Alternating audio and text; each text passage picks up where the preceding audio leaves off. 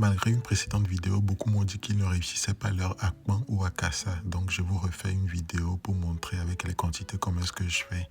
J'utilise de la fleur de maïs et de la farine de riz. Certains utilisent de la farine de maïs aussi, mais moi je fais avec de la farine de riz et je rajoute de l'eau.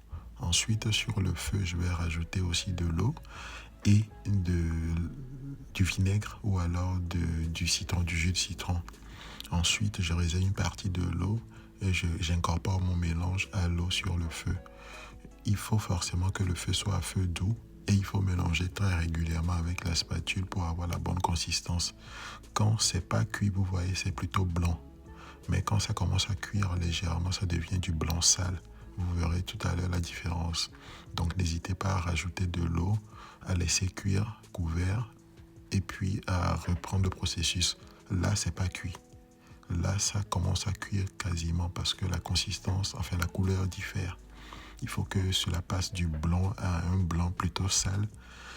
Et on n'hésite toujours pas à rajouter de l'eau, à décoller la pâte de la casserole, à bien arranger les bords, à couvrir et à laisser cuire à feu doux toujours.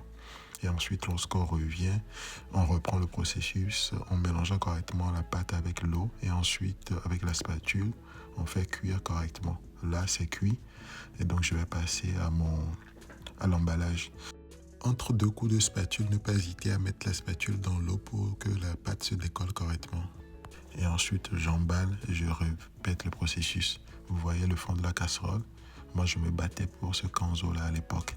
Allez, voilà, bon test à vous pour ensuite la dégustation sauvage.